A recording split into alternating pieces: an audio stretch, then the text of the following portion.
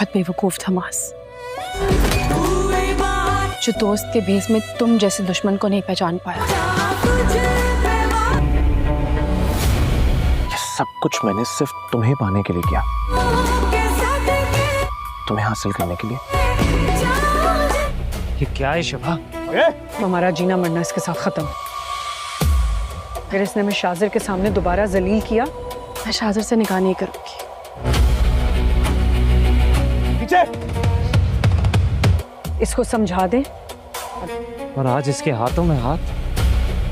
नरमीन कभी मेरी लिस्ट में थी ही नहीं मां। शादी कर रहे हैं हम लोग। तुम तो मुझे कहती थी कि सॉरी। अगले एपिसोड में आप देखने वाले हैं कि जैसे दिए की लू बुझने से पहले थोड़ा सा फड़फड़ाती है, उसी तरह से शिफा आखिरी मर्तबा कोशिश करेगी कि उसने शाज़र के साथ शादी नहीं करनी।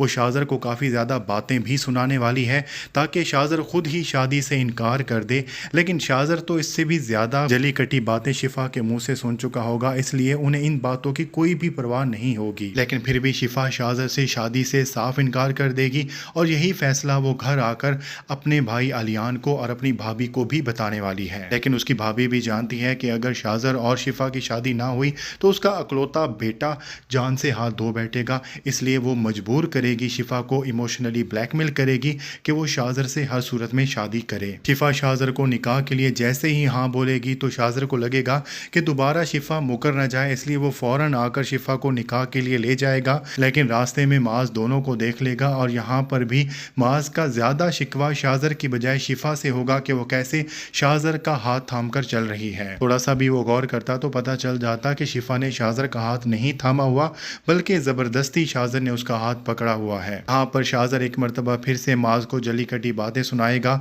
माज को तो शाज़र ने डबल क्रॉस इस तरह से भी किया है कि नरमीन को भी उसने धोखा दे दिया और उसकी बीवी भी वो ले उड़ा। आज ये सुनते हुए कि शाज़र और शिफा शादी कर रहे हैं, इन दोनों को रोकने की कोशिश करेगा, हालांकि शिफा से अब उसका कोई भी ताल्लुक नहीं है। लेकिन यहाँ पर शाज़र के गार्ड जो है वो माज को बुरी तरह से पीटने वाले हैं और माज शाज़र और शिफा को शादी करने से नहीं रोक पाएगा। और अगले एपिसोड में आप देखेंगे कि इन दोनों की शादी हो जाएगी और शादी के बाद असल ड्रामा तब स्टार्ट होगा जब शाज़र शिफा को अपने घर पे ले जाएगा, लेकिन कोई उसे घर की बहू कबूल करने के लिए तैयार नहीं होगा। लेकिन शाज़र की डर की वजह से शिफा को कोई शाज़र के सामने कुछ भी नहीं कह पाएगा। लेकिन शाज़र जब जब शिफा के सामने मौजूद नहीं होगा, शिफा को बहुत ज़्यादा बातें सुनने को मिलने वाली हैं। लेकिन इन बातों से ज़्यादा तकलीफदा शिफा के लिए शाज़र का साथ होगा कि जिस इंसान से वो बात करना भी पसंद नहीं करती थी वो अब उसकी ज़िंदगी का मालिक बनने का दावा करेगा। लेकिन इस घर में एक ऐसा करैक्टर भी मौजूद है जो शिफा की सारी हालत में मदद कर सकता है, इसलिए नहीं कि वो शिफा के लिए दिली हमदर्दी रखता है,